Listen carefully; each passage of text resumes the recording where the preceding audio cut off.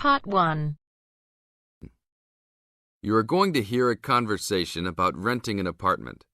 First, you have some time to look at questions 1 to 6.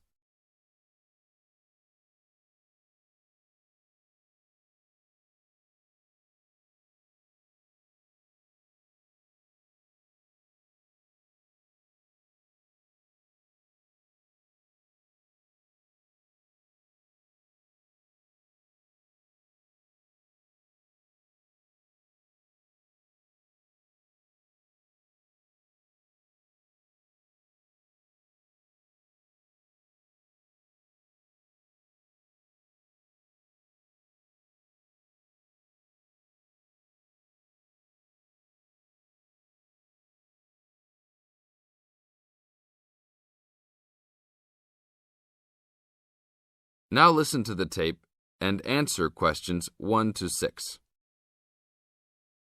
How can I help you, sir? Hi, I'm interested in renting an apartment in your building. Can you show me around inside? Sure, my pleasure. Do you know what kind of apartment you're looking for? I'm thinking of something for my best friend and I.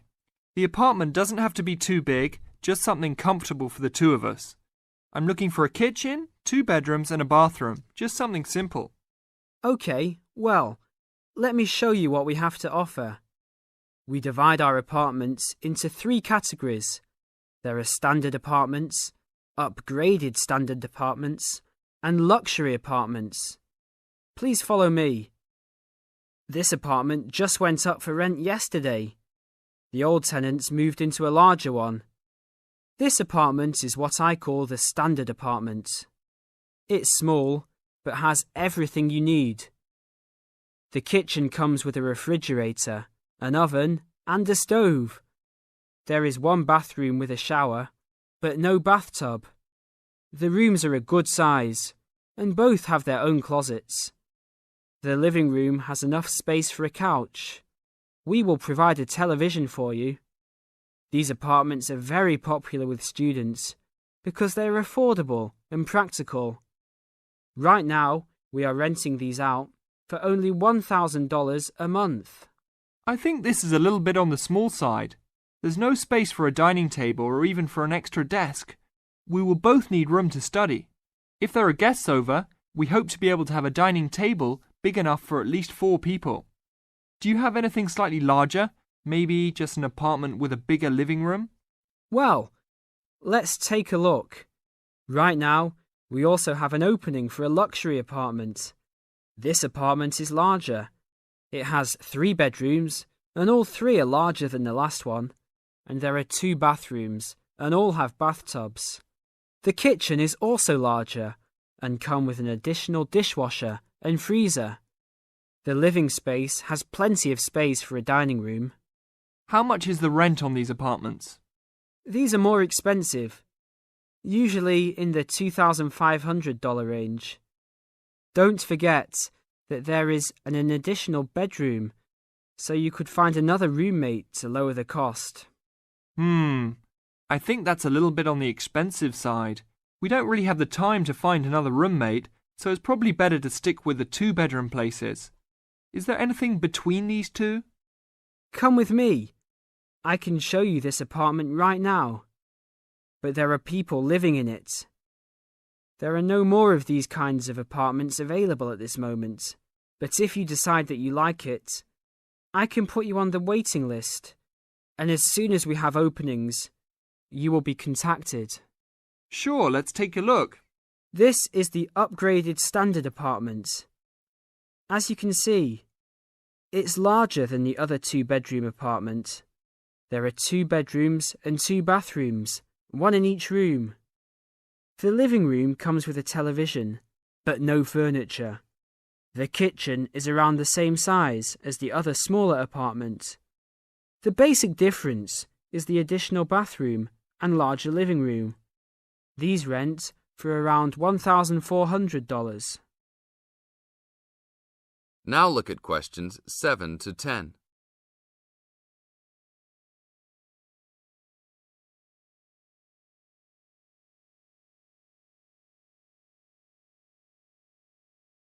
Now listen to the tape and answer questions 7 to 10. Seems like a good deal. Do you know when an apartment like this will be available? That's hard to say. I know these people who live here right now should be graduating soon, so they might be moving out. Well, I guess I'll put my name on the waiting list. Hopefully there'll be an opening as soon as possible. That sounds like a good plan. I will notify you as soon as we have vacancies. You will have to leave us some information and a student identification number. Sure, no problem. My full name is Robert Jack Browning. Could I have your age, please? I'm 38. Your major? I'm studying biology. How about naming some of your hobbies? Fishing, golf, watching movies, and spending time with my family. Sounds like a good life. What is the price range of the apartment you are looking for? Somewhere between $1,000 to $1,500. Your student identification number, please. QS 45890. Could you repeat that? QS 45890. Lastly, could you leave us a phone number? Okay, it's area code 236-580-2287. Thank you very much. I will give you a call as soon as possible. That is the end of part 1. You now have half a minute to check your answers.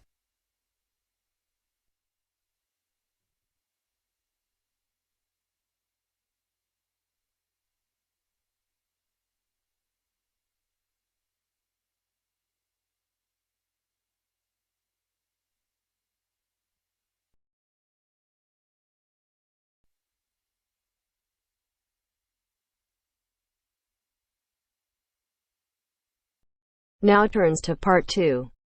Part 2. You will hear a trainer giving a talk to people who want to learn outdoor survival skills. First, you have some time to look at questions 11 to 16.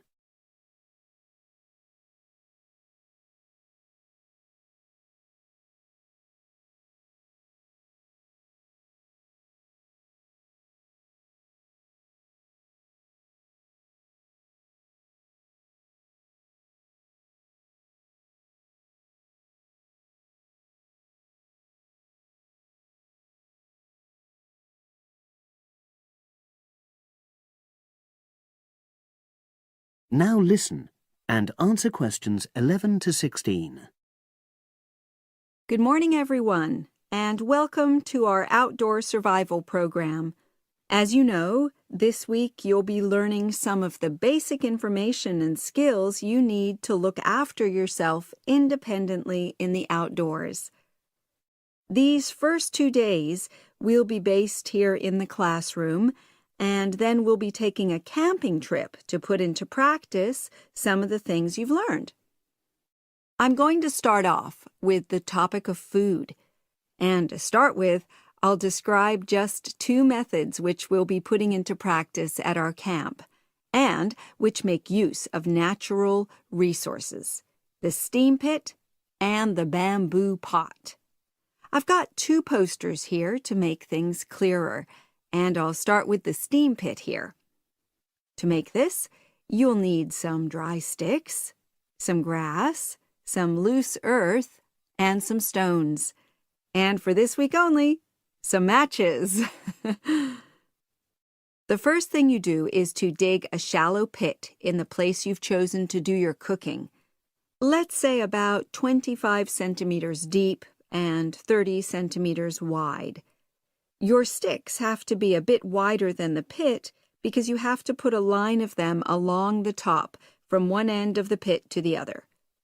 Before setting light to these, you take some large stones and arrange them on top. Then you start the fire and wait till the wooden platform burns through and the stones fall into the pit. At this point, brush away any pieces of hot ash from the stones.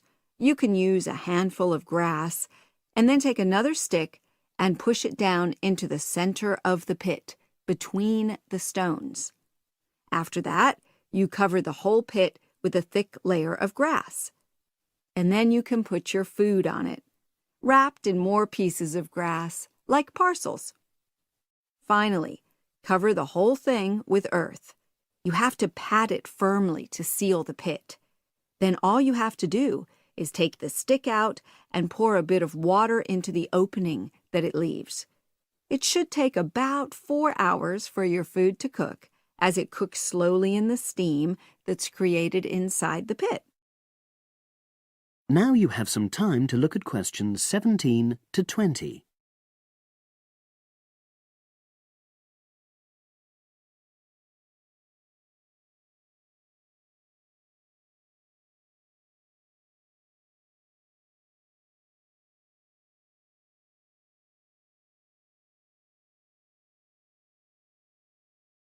Now listen and answer questions 17 to 20.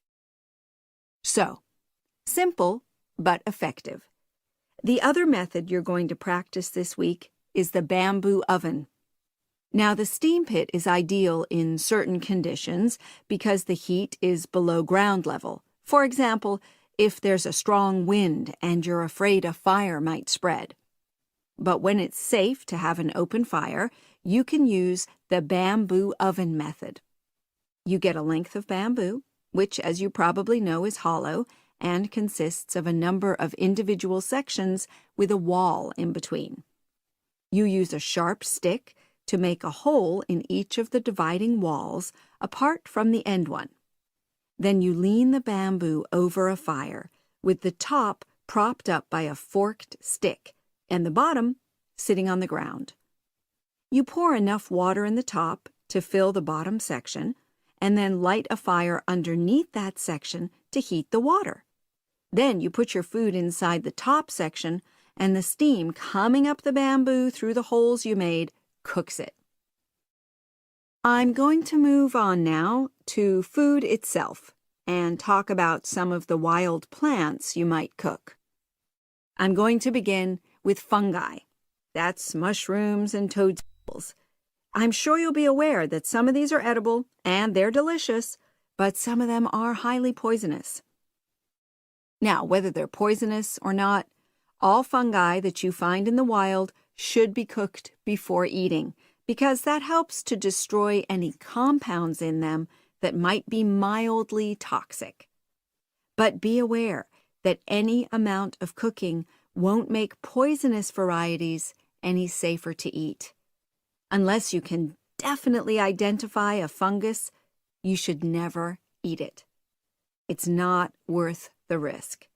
And you need to be really sure, because some fungi that are poisonous are very similar in appearance to certain edible varieties. They can easily be mistaken for each other. So, having said all that, fungi are delicious when they're freshly picked, and although they are only moderately nutritious, they do contain minerals which the body needs. I'll move on now to leafy plants, which are generally... That is the end of part 2.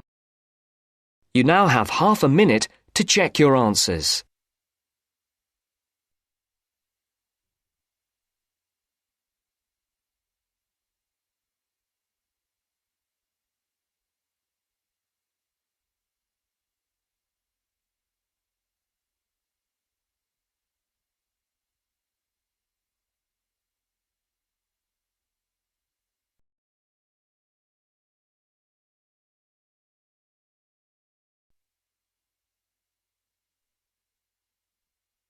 Now turns to part 3.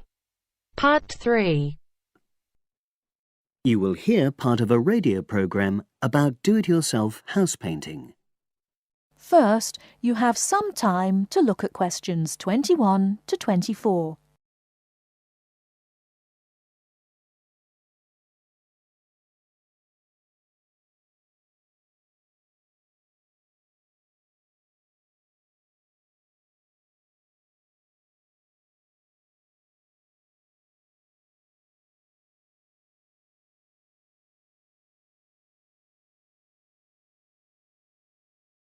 Now, listen carefully and answer questions 21 to 24. Good morning, everyone, and welcome to our weekly series on home improvements. Today's program is about do-it-yourself house painting. There's never been a better time for people who like to do their own interior house painting. Although people still lead very busy lives, thanks to the availability of various new DIY materials, you can now decorate your home in a more efficient and a more environmentally friendly way. In 2009 alone, approximately 53 million litres of the paint that was sold in the UK were left untouched. That's enough to fill 21 Olympic-sized swimming pools.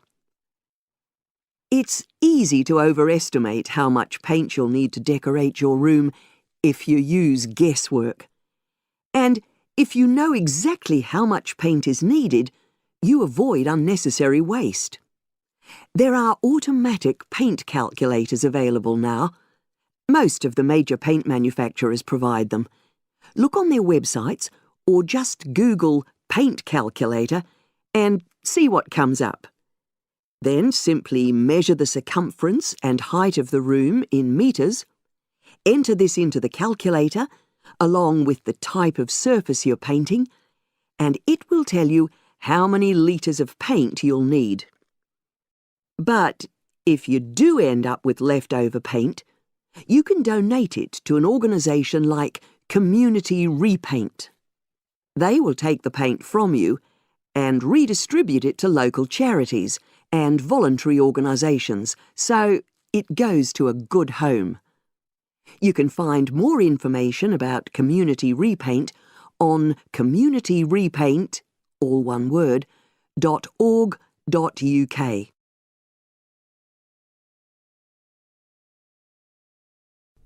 Before you hear the rest of the talk, you have some time to look at questions 25 to 30.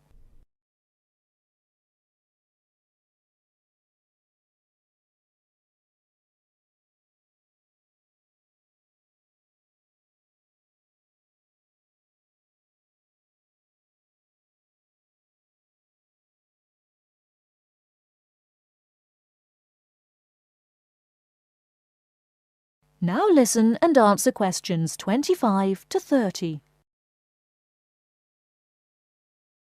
Another way of avoiding paint wastage is to check you're completely happy with your colour choice before starting to paint. For example, you can get a small sample of the colour you're thinking of using, then paint a board and move it around the room, so you can see how it looks against your furnishings and in different lights. Also, it's always better to buy high-quality paints because you get what you pay for. If you buy cheap paint, you might need to apply 2 or 3 coats to achieve the same coverage that you'd get from 1 coat of a good quality paint. You could also spend a week on a job that could have been done in a day or 2. And consider the environment. Most paint manufacturers now sell water-based paints that don't contain harmful chemicals or give off harmful odours, so get one of these. You can also buy paint that's packaged in recyclable containers. There's a lot more choice than there used to be. You can only do a good job which will last if you prepare the surfaces thoroughly before painting. In fact, in many ways, if you want to do a professional-looking job, this is more important than the painting itself. If there are any cracks or patches of loose plaster, painting over them won't solve the problem. Take the plaster out and fill the holes, allowing enough time for the new plaster to dry. And you won't get a smooth finish if the walls are dusty or greasy. So washing with water isn't enough. Use a solution of decorator's soap and rinse well with warm water afterwards. When you're ready to paint, we suggest you use a medium pile roller for walls and ceilings. A lot of people tend to use short pile rollers, but these give a patchy finish, and that wastes paint and time. Similarly, long pile rollers can create a thick textured effect, which looks messy. The same goes for brushes. The stronger the bristles, the easier they are to wash and reuse. And as you've chosen a water-based paint, clean your brushes with cold water, because it's more energy efficient that way. As you're decorating, keep transferring small amounts of paint into a tray and keep topping it up when you need to. This reduces the chance of it being contaminated by dust and pieces of dirt. And finally, water-based paint doesn't have a lingering smell, so that's not an issue anymore. But it's airflow rather than heat that helps the paint dry quicker. So, to help finish the job in the quickest time, leave your doors and windows open. The faster the paint is dry and the job finished, the quicker you can start enjoying your room. In tomorrow's program, I'll be giving some advice on... That is the end of section 2. That is the end of part 3. You now have half a minute to check your answers.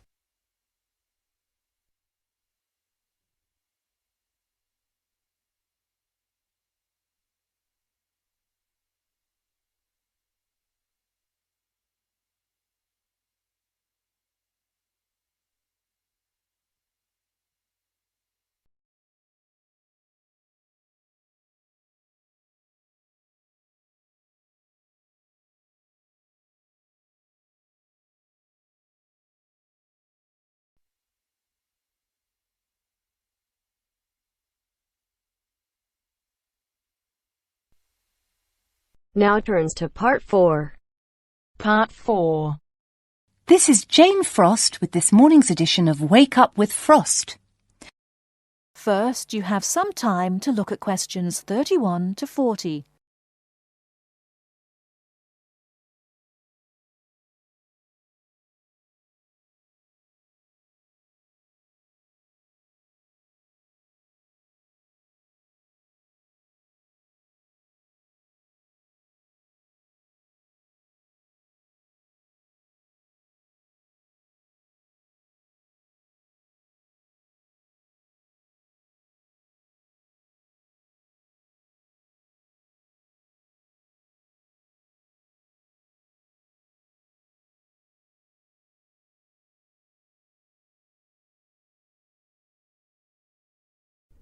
Now listen carefully and answer questions 31 to 40. Good morning. This is Jane Frost with this morning's edition of Wake Up with Frost. As you all know, for the last week we've been running a survey trying to find out what you, the listeners, think is the greatest invention of the last 200 years. The response has been amazing, double the amount we had last year, so thanks to all of you for taking part. We've had about 2,000 responses online and about the same on our phone lines. The lines are now closed, and this morning I can announce what the results were. So, here it is. You, the listeners, have chosen as the greatest technological invention of the past 200 years, and let me not forget to mention that 65% of you voted for this, it's the bicycle. Yes, the bicycle, first invented in 1818, and, would you believe it, the first bicycle was made of wood. The second bicycle had iron wheels. I cannot imagine what that must have been like to ride. It would have kept you fit at any rate. But for me, the best thing about the bicycle was what it did for women's rights. Yes, in the 1890s, it was the bicycle that meant women could change their clothing, start wearing trousers or pantaloons as they were known. Before then, women's clothes had been really uncomfortable, and I'd imagine quite difficult to breathe in. So, thanks to the ordinary bicycle, it was not only the man who wore the trousers in a home. Instead, women could now feel far more equal to their male contemporaries. And I'm sure you'll agree, the bicycle is a great way to get regular exercise, and of course, it's much better for the environment. And today, over 1 billion people all over the world ride bicycles, and for some, it's their only means of getting around from A to B. So, to all you bicycle riders out there, keep up the good work. Coming in a close second with 42% is the computer. I found out something interesting about the computer, which is that really, this word first meant someone who did mathematical calculations. Of course, today, with the development of the personal computer, computers are being used for everything from home use to business and even digital photography. I don't know about you, but I can't imagine life without a computer now. I guess closely related to the computer is the internet, and this got 12% of your votes. Maybe, like myself, many of you might think of the internet as being the World Wide Web, but actually the web is only one part of the internet. The internet began as part of the United States military network, but it later began to be used by businesses and academic institutions. Of course, today, the internet has so many uses. We use it for shopping online and entertainment, as well as to find information and send emails. But sadly, there is a darker side to the internet, and some of you have sent me emails about this. Finally, with 5% of your votes, is the radio. We think the radio was invented by Marconi in 1896, and he opened his first radio or wireless factory in the United Kingdom in 1898.